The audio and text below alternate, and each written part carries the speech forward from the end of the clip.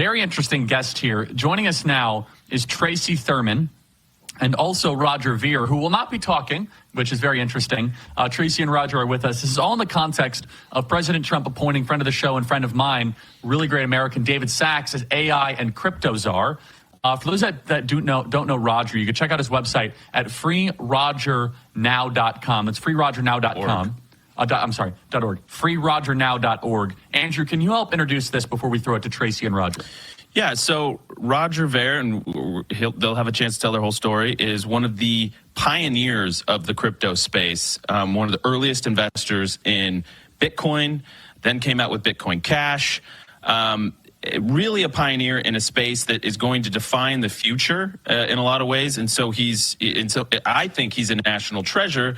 There's some controversy, obviously, surrounding his backstory, but a lot of people feel Roger's getting unfairly targeted. He's under investigation. They're trying to extradite him from Spain, I believe. He can clarify me if I'm wrong, or Tracy can. But essentially, the IRS has been on him. He's got a long history of saying, please pay all my taxes. Lawyers and accountants had to flee the country. And so it's a cautionary tale about when our government gets really aggressive, the IRS specifically. And so I'm excited to get into the details. And let's see if they can win me over to advocate him for a pardon. There we go. All right.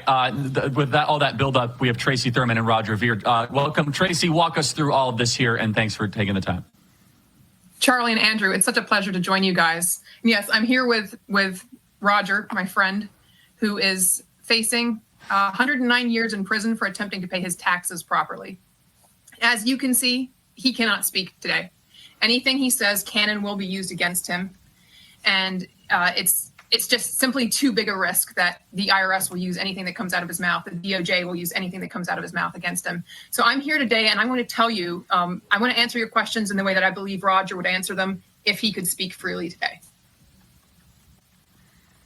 Okay, and well then walk us through the history here. So yeah, sorry, I know that you guys are overseas. Who is Roger? What is he accused of? And is there political bias against him because of his, let's just say his passion for cryptocurrency?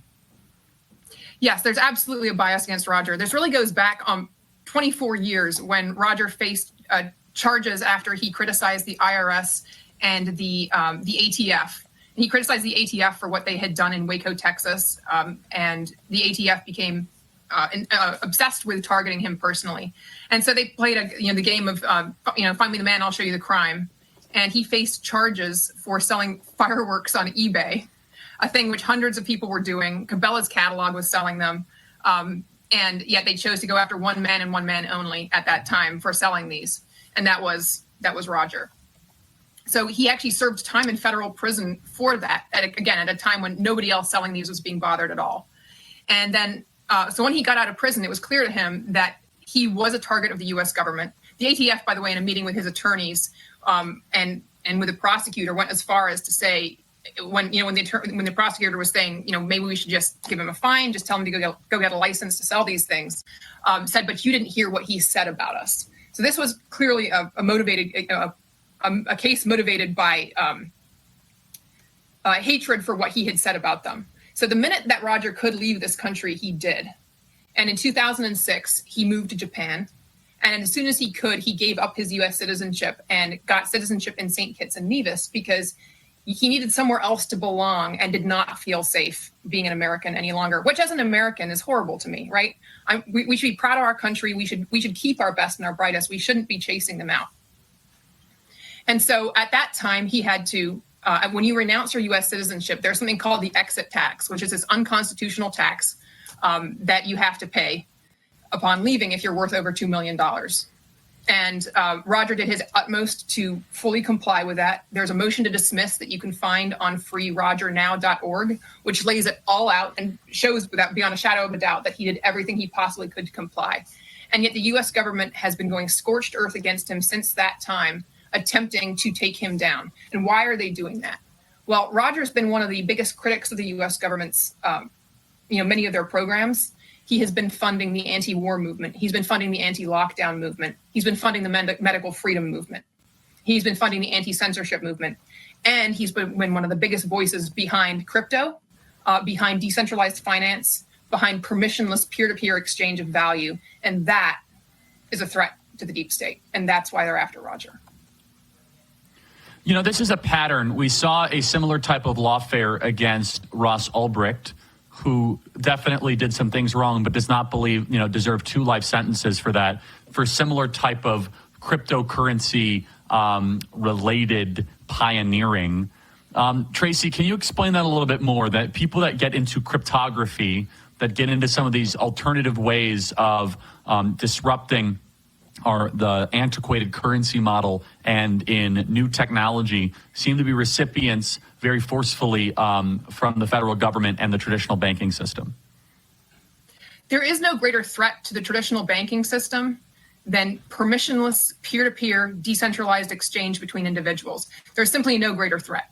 And so if you are a person who supports that, if you're a person who pioneers that, if you are one of the people who enables that, you have a target on your back. There's absolutely no question. And few people did that more than Roger did.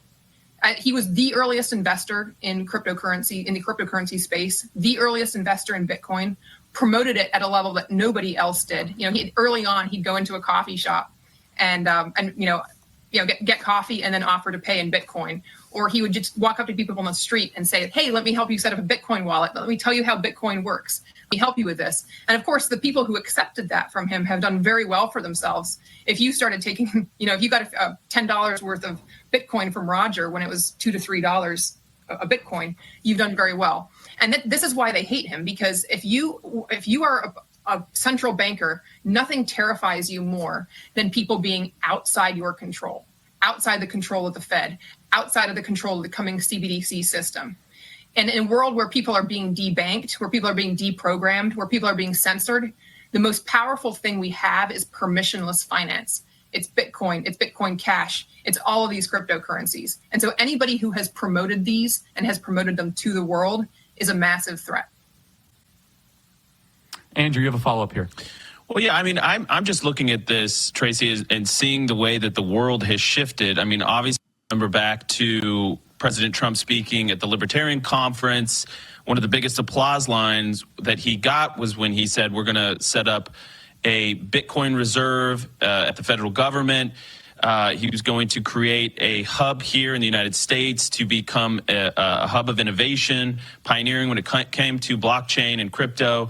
And so it feels almost like, you were caught in a moment of time when this technology was so new and it was this emergent threat, and they thought that they could stomp out one of the innovators behind that. But it has grown so tremendously in the years that have followed.